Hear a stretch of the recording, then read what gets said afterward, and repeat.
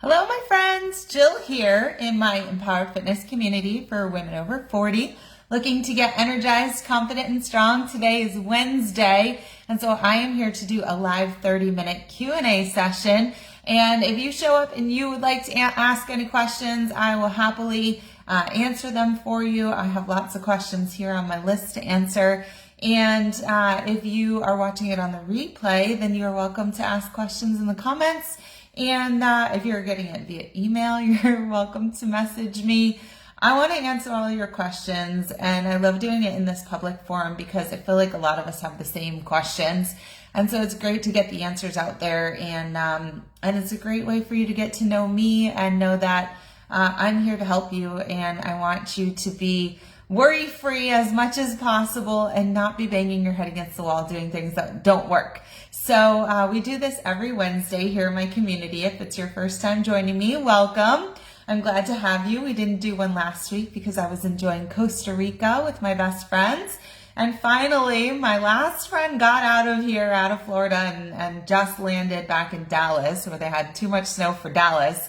And so it's back to life and back to getting on with amazing clients, with my groups that are going on, and with signing up new clients and people I've known for years. Hi, Amy. I miss you, Amy. Hi, Diane. Hi, Zeta. Hi, Elizabeth. So let's do this. So the first question that I saw was asked this morning when I posted that we were going to have our Q&A today was from Janelle. And hi, Janelle. I see she just hopped on. Hi, Cassandra.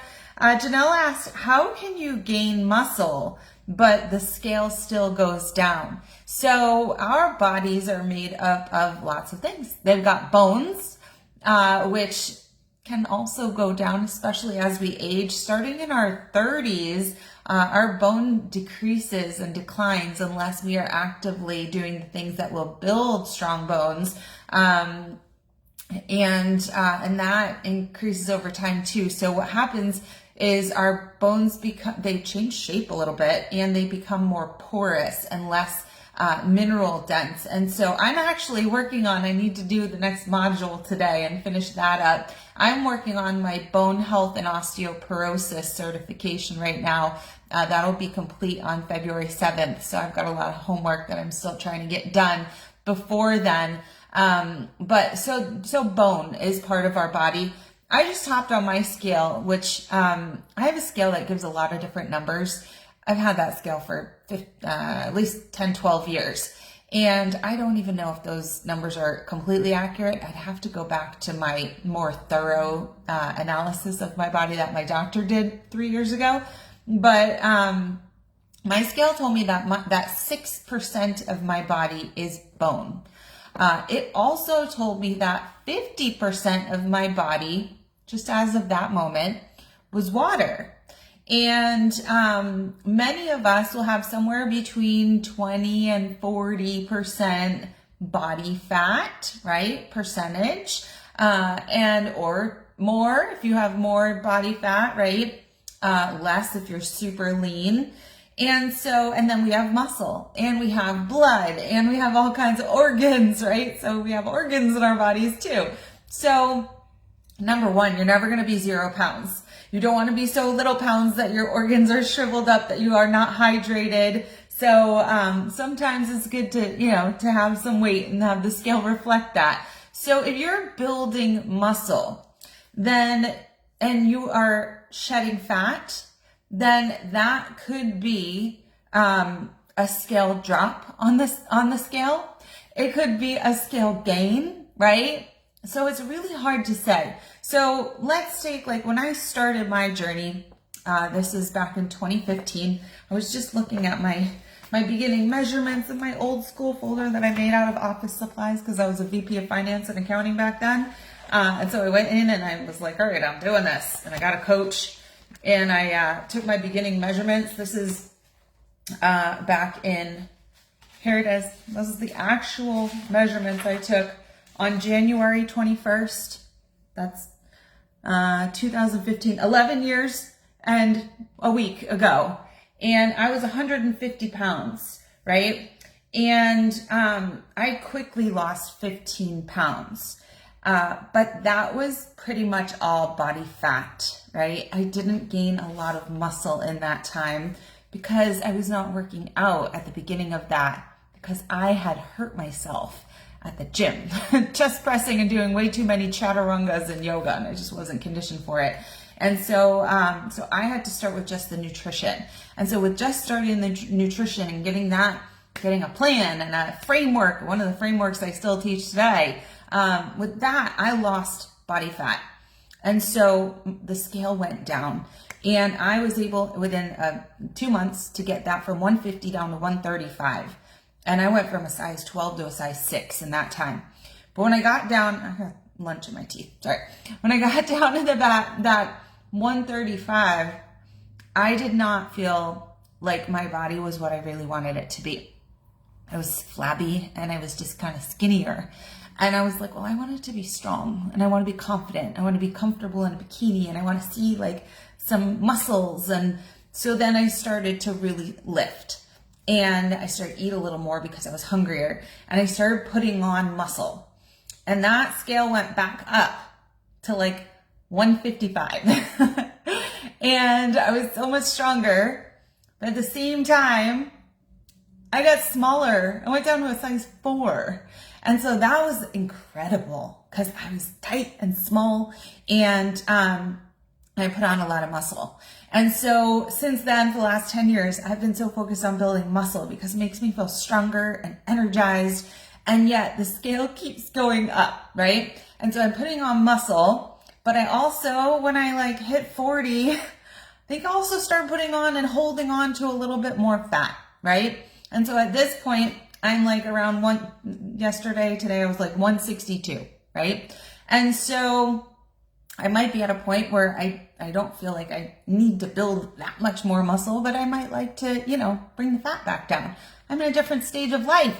So I know more fat because I'm like 30 pounds more than my lowest, right? But I have way more muscle mass as well. I have much better health. I have much better energy. And I enjoy feeling strong and knowing that my bones are stronger. My muscle is stronger. I have more muscle to play with to have longevity in my life. So it's hard to always be staring at the scale and measuring all of our success based on the scale. In that case, I'd be a total failure. I don't feel like a failure. I feel like I'm very successful here in my physical fitness. And so the scale, if it goes down and your waist is getting smaller, that's a good indication that you're losing fat, okay? If the scale goes down and you're on Ozempic, possible that you're just losing all your muscle mass, right? And fat, right? You could be losing both, which is not what we really want. We don't want to be losing all the muscle tone. We don't want our bones to get less dense, right? And have less minerals because we're not eating as much. So even though scale's going down in that case, it's not really a great scale loss if you're losing all of your muscle and your bone mass and in addition to your fat, right? If you're gaining weight, but your waist is getting smaller and you feel tighter and your clothes fit better, that's amazing because you're gaining muscle and losing fat. So there's all different ways, and there could be that you're gaining muscle, you're losing fat, and the scale stays the same, right? And that is not in any way a failure. You just have to know that it takes time, and this is a lifelong journey, and you want to have a long life. So do the things that will benefit your health, your wellness, your personal relationships with people, right? If you're hangry or you're going to be a nice person, no. And so focusing on the positives, that's a really good thing. I had another question this morning from another one of my clients about this apron that she's gained in her 50s. And which is kind of like this little fat around her belly that she didn't have before. And that is an indicator of hormonal change that happens to women as they go through perimenopause and menopause. And it is a reaction of the body to the loss of estrogen and progesterone. And those two hormones are responsible for stress management and fat management. And they just go away because you don't need them to make babies anymore. And so what happens is we become less tolerant to sugar right? We become less tolerant to stress, and the body reacts in a protective way, thank you body, by adding this fat around our bellies. And it is harder to control. And the thing is if you take the wrong measures to try to control it, like starving yourself and eating less and doing a ton more cardio because you think it's going to burn that little spare tire off, burning the candle at both ends and doing more, it's all the wrong approach. We need more rest and recovery. We need more food, and we need more effective exercise based on strength training and building up more muscle that will eat away at the fat.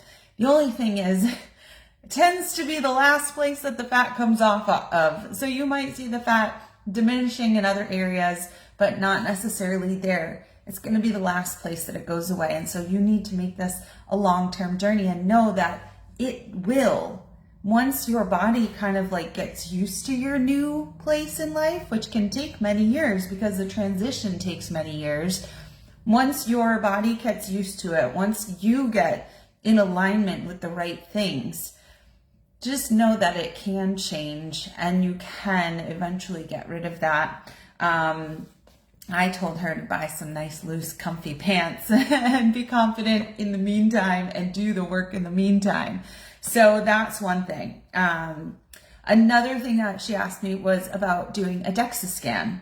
And that's something that I am learning in my bone health certification about who needs them. So a DEXA scan, if you don't know, is something that measures your bone density. And it also can measure your, your body's makeup, your lean mass, your bone mass, your muscle mass, and all those things. And so it's not recommended that everybody needs to go out and get a DEXA scan.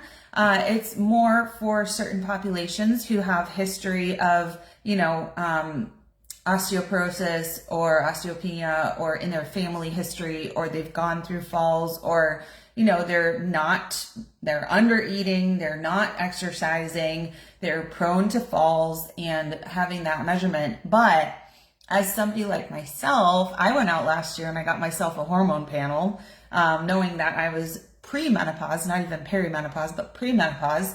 And that's something that I think would be fun too, to have the baseline and know where you're at, so that as the changes start to happen, you're knowledgeable and you can do the things to improve numbers, right? And so again, not everybody needs a DEXA scan, but it could be nice to have a baseline if it's something that's important to you, if it's something that you want to track.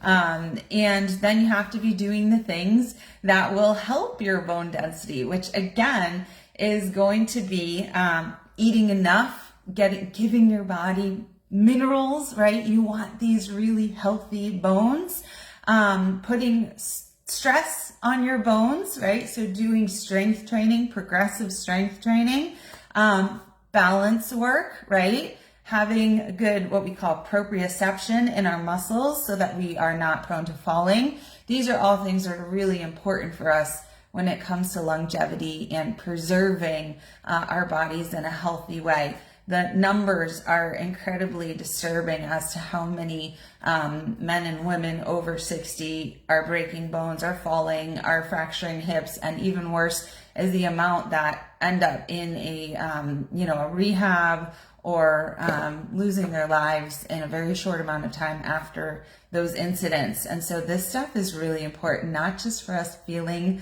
confident and liking the way we look in a bikini, but for our quality of life. Super important. So again, that's up to you. You can talk to your doctors, your insurance. I'm going to keep studying and learn more about it as well. And so those are those questions. Now I'm going to take some questions. And if you have any questions, hi Sandy, hi Claudine, hi Carrie. If you have any questions that come up while I'm speaking here, just feel free to pop them in the chat below. Hi Charla. And I will answer them either during or after. These questions come from ladies who joined our group in the last couple weeks since we did our last Q&A session. So I'm going to go through and answer some of these questions. We've got Bernice. When you come into this group, you're asked 3 questions. What is holding you back from achieving your goals? What are your goals? And if you could ask a question, what would you want to ask?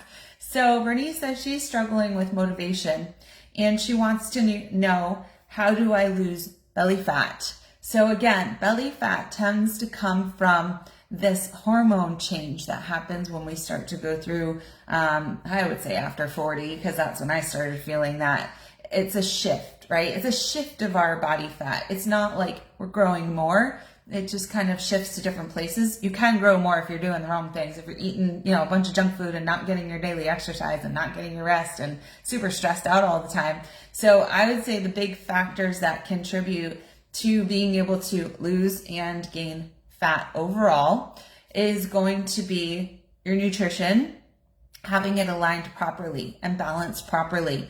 That means spreading your food properly throughout the day, having the right amounts of fats, carbs, proteins, mixing up different foods, fruits, vegetables, nuts, oils, starchy carbs, fruit carbs, beans, all kinds of different foods, and having a good balance, having enough protein, right? So your nutrition, having nutritious food, less fake food, less processed food, less foods that create inflammation and upset your system, right? Your gut. So nutrition, doing the right fitness, okay? So doing really intense, long workouts for a long period of time chronically without enough rest can create more stress. So it's not always more is better, right? So when we come to doing the right workouts, strength training in a progressive manner with appropriate rest, balance work, stretching, healthy body, well-rounded, and getting that cardiovascular work, all of them are important.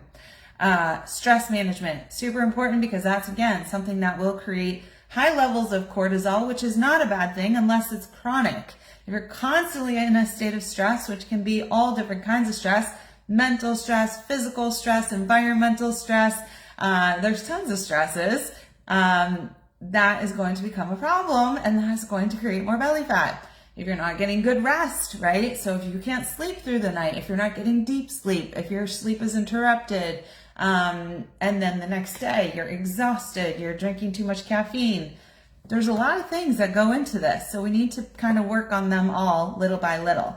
And so I would say having a plan. And so this is back to Bernice's question. How do I lose belly fat? Having a plan to get all of these pieces in alignment, but not in a way that's super overwhelming that causes even more stress. Having a coach who can help guide you and help you make changes along the way, and having a community of supportive women who are in the same boat as you and will help you with that motivation to keep you going when you are just not feeling it one day. Accountability is massive. So in order to get motivated to do this, I suggest having a call with me where we get excited together, we talk together, and we figure out what the best plan of action is for you that's going to work for you and get you going on it. And that just gets you in the groove, and the ball starts rolling, and then things get a lot more fun and easier, and you see results. And so that is my suggestion. So I've actually included a link here. If you'd like, any one of you are welcome to schedule a time with me to have a chat, to get to know one another, and see where we should take you. Okay, so that's what I would suggest. Next, you have Anne Marie. And Anne Marie says the reason why she's not able to lose the 20 pounds she wants to lose is because she's exhausted all the time. And she's asking what works now that I'm older. And so, number one, we have to figure out the reason for Anne Marie's exhaustion. And that's why I suggest let's do a call, because I know which questions to ask Anne Marie. For instance, I might ask her how much sleep she gets per night. I might ask her if it's interrupted or she feels like she's getting deep sleep. I might ask her if she drinks alcohol. I might ask her if she is stressed at work or at home, what she's got going on throughout the day. I might ask her how much she eats and what she eats in a day to see if that's fueling her. And so there's a lot of things that can make us exhausted. And so we need to get to the bottom of that, because once we can help Anne Marie with her exhaustion, it's possible that a lot of things will go into play. It's also possible maybe she's not doing any workouts, and a body that sits around does not have a lot of energy. So we want to make sure she's creating energy for herself as well, but not overdoing it to where she's, just blasting or zapping all of her energy. So what works now that she's older is a more efficient and effective workout plan, right? So we don't need to go to the gym for an hour or 2 or 5 a day, right? 30 minutes a day, 5 days a week, plus a nice walk each day to get fresh air, vitamin D. That would be great for her fitness. Getting in line with her nutrition, blood sugar regulated nutrition plan, getting enough protein, focusing on her healthy habits around sleep, rest, recovery. Those are all going to be really important now that Anne-Marie is older, okay? So thumbs up to anybody who thought that was a good answer. Give me a thumbs up. All right, next we have Nicole, and I had a really nice chat with Nicole yesterday. Nicole came in, she was struggling with kidney failure, and she therefore has a restriction on how much protein she can intake. So for many of you, you're like, oh my gosh, don't restrict me on the protein. That's what I need, right? And so this is a special situation where we need to, it's really good for Nicole to have a coach to work with her and help her figure out, how do I get enough nutrition with restriction on protein? How do I do this? How do I support the workouts? What are the workouts that I need to do? She wants to lose weight and tone up. And her question is, how do you lose weight with limited protein? And some of the things that she and I talked about is that not everybody needs a high protein diet. And we tend to call think like we need all this protein, but we really need nutrients. We need protein. We need enough calories to give us energy. We need fat, healthy fats. We need all kinds of vitamins and minerals, and we can get those from so many sources. What your body really wants from you is enough energy to complete its daily functions, for your heart to work, your lungs to work, your kidneys, your liver. Your body needs calories for these organs to work, right? Our eyes blink like 1 billion times a day. We need energy for that, otherwise you're gonna fall asleep, right? And so you need energy from food to be doing your daily functions. You need extra energy in order to burn fat, okay? So if you can't get all of your energy from all this protein, you've got 2 other major food groups, what we call macronutrients. We've got fat and we've got carbs. And you might be like, oh, fat and carbs, what's that, like a donut? No, we have really healthy sources of fats and carbs that have tons of amazing value. They've got fiber, they've got nutrients, they've got vitamins and minerals and calories that your body can look to do all these functions it needs to do. So you don't have to have a high protein diet. You can also have higher carb diet, higher fiber diet, higher fat diet, as long as it's good, healthy sources that have a lot of vitamins, minerals, and calories, then your body can take those and do the things it needs. So if your body needs energy, you can fuel it in all different ways. The only thing is if you're under fueling, right? If you're under eating, that when your body is looking for fuel, first place it looks is the food you've ingested. It's the easiest to access, okay? The second thing it's gonna look at is not the fat stores, it's that yummy protein, because protein is leaner, right? If I wanna get fuel, I want it from the proteins in your body, the body says. So it's gonna go to your muscle and your bones instead of going to your fat stores. The fat is like, I don't wanna use fat as fuel, right? And so that's the last thing it's gonna go for. And that's why the fat's hanging out while the muscle is gonna decline, and we don't want that. So we don't wanna be under eating, okay? But it doesn't mean you have to have loads and loads of protein all the time, especially if you are Nicole, right? Or if you are somebody who eats plant-based and struggles with getting all that protein. You can also get your nutrition in different ways. So I just think it's important that we work together and that you have somebody you're collaborating with in that sense to make sure you're getting all of the calories and the vitamins and minerals and nutrients that you need, okay? Is that a good answer? You guys like that answer? Does that help anybody else too? All right, next is Ginny.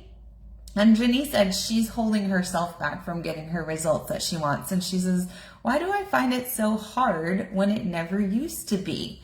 And that is aging and hormones. It totally sucks, but it's part of life. It's part of our life as women. And so what I like to say, and I said this a couple of times this week, is what if your body having a harder time being thin and energized and, healthy and strong, your body giving you a harder time is actually cluing you in to the fact that these things are important and that you got to pay attention.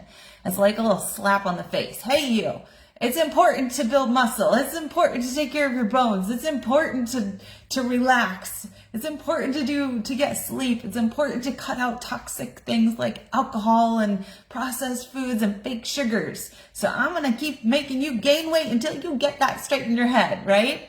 So maybe it's a nice wake up call. Maybe it's our body cluing us into the fact that from here on out, we really got to take care of our health, because those hormones that we had before, they're not around anymore to take care of us. And so we got to do it ourselves, right?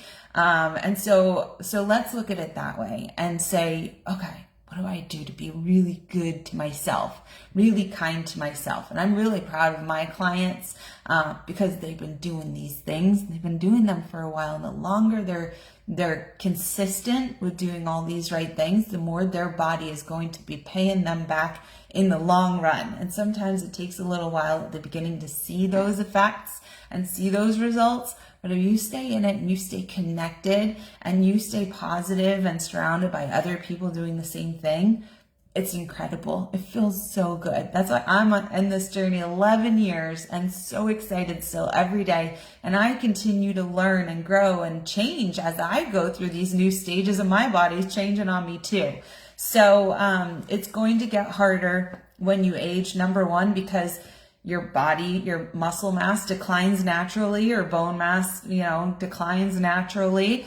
Your hormones are declining that used to help you, and you no longer have those helpers. And so you've got to do the work. You've got to take over. Even your testosterone, it gets lower, although compared to the estrogen and the progesterone, your testosterone seems to be higher than those two. So that's when we start to see like older women, their voices drop. And so, when you're little, when you're young, your voice is nice and high, and then you start talking like my grandma, right? And so that's just the relationship of the testosterone, but your testosterone is also still dropping. And testosterone is also a helpful one for maintaining a lean, strong body. And so you've got to do the work. You've got to take over. You've got to lift heavy, right? And so it doesn't have to be as hard if you're doing the right things. And maybe you just get to be a stronger person in this process where you're better at eating healthier and you're better at staying away from things that don't serve you, like even people that don't serve you, right? And you're better at lifting heavy things. And this is something that, again, I was talking to my client, Alita, this morning, and her fiance is kind of out of commission right now with an illness. And they had a ton of snow in New Jersey, and she had to go out and shovel it on her own. She might not have been able to take care of all that snow back in the day before she started lifting so heavy. She said to him, I got this, you're good, I got this. So that's amazing, right? She's getting stronger. And so, yeah, what do you think? Good answer? You like that one? How about some hearts for that one? Hearts for Alita doing all the shoveling. Anybody else do a bunch of shoveling this week? Not me. I was in Costa Rica. Now I'm back in Florida. Although 55 degrees at a soccer game had me freezing cold in my heated vest last night. All right. So let's take one more question here. I'm just going to run through the questions. I think I've answered a bunch of these. How do I start? How do I eat right? Can the weight come off? Yes, yes, yes. I'm in menopause. Would medicine help? Would medicine help me sleep better, have more energy, and lose weight? Let's go with this one, okay? So we've got Kathy, and Kathy says, I'm so tired and I don't eat well. I don't like all that healthy stuff. Maybe we can hide veggies like we would for a kid.